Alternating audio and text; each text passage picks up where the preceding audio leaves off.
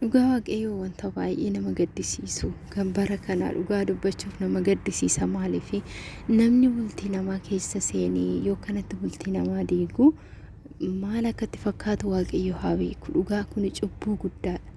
Nageenyi fararra waaqayyo akkuma jirtanitti isiniif haa baay'atu. Kabajamtootaaf hordoftoota koo akkam jirtu nagaa keessanii galata waaqayyo nagaa kooti. Viidiyoo kiyya like share godhaa. Warreen haaraa taatan immoo subscribe godhaa. Galatooma hundi keessanuu.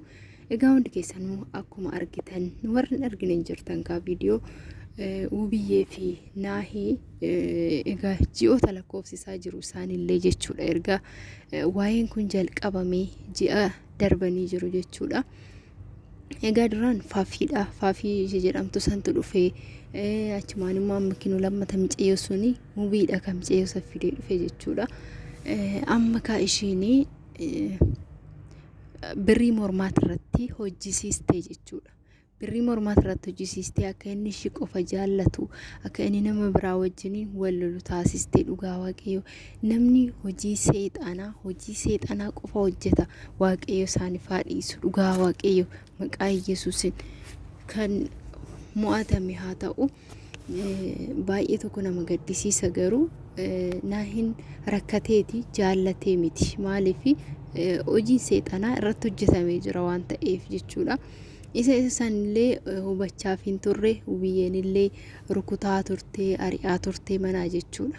Garuu ittuma jabeessaa deemte malee jechuudha mucayyoon ittuma jabeessaa deemte maal goote dhumarratti irraa kutuudhaaf namni harkaan qabe birrii sanii harki isaanii akka gogee hafoo taasiste jechuudha. Yaala hojii seexanni waan hin goone hin qabu.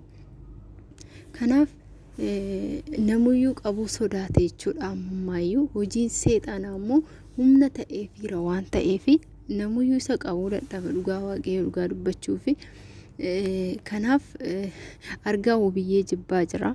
Baay'ee tokko nama gaddisiisa dhugaa waaqayyo. Dheengadda akkuma argitanii sossobdee attaallaltee daa'ima sitti agarsiisa jetteeni akkasittiin daa'ima waan kana hunda bitee fi uffata bitee fi kan ittiin taphatu maal bitee fi hin geenye sila kanaadha.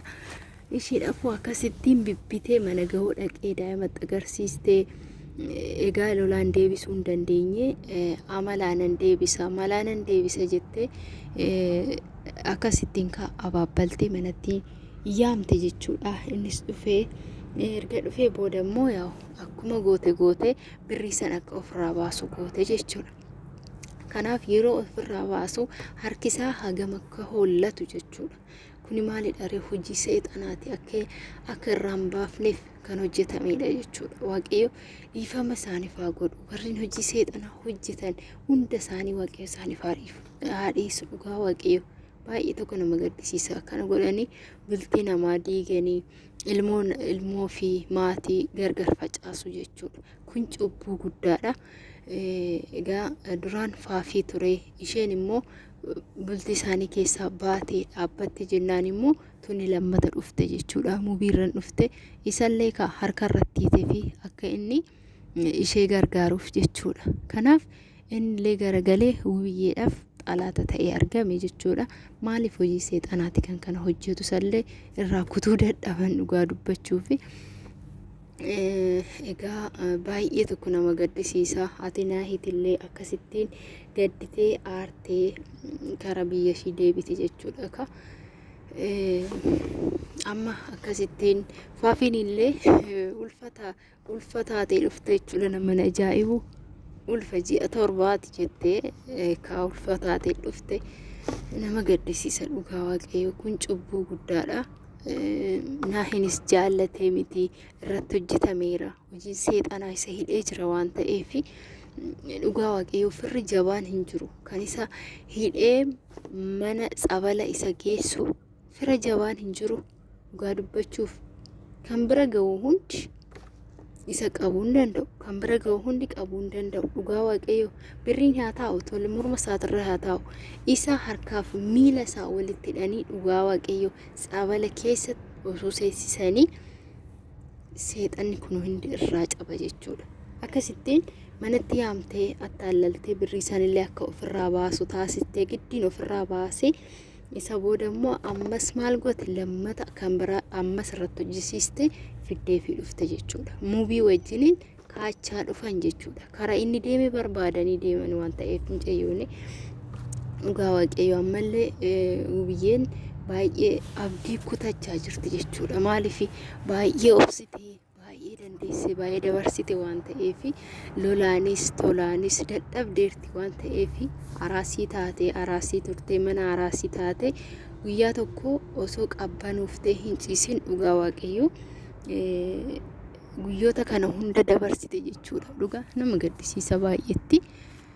Kanaaf ka waaqayyo dhuma isaanii haa bareechu. Dhugaa waaqayyo baay'ee nama gaddisiise yoo giddumaan hidhanii tsabala geessanii gadi inni nagaa ta'ee hin deebi'u jechuudha. Maaliif hojii seexanaa hin beektu. Hidhamee jiran hojii seexanaatiin dhugaa waaqayyo dhiifama isaaniif haa godhu. Maaliif garuu namni amantaa isaa dhiisee amantaa isaa dagatee gara hojii seexanaatti deebi'e. Gara hojii daabiloositti deebi'e bar. Waaqayyo nuuf haa araaramu. Dhugaa waaqayyo nuuf haa araaramu.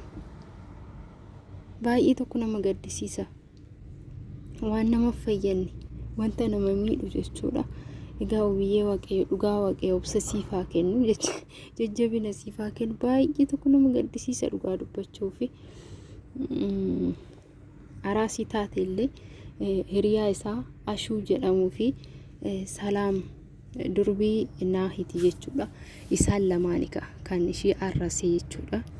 Hammakaa kaateertii baateertii kiristaanaan osoo hin gahin kan baatee deemuu qabde aaraan jechuudha. Baay'ee tokko nama gaddisiisa dhugaa dubbachuuf ani nama rartee dhugaa waaqayyo lolaan dadhabnaan tolaan kadhatte meelaa godha viidiyoo kan hundi keessan.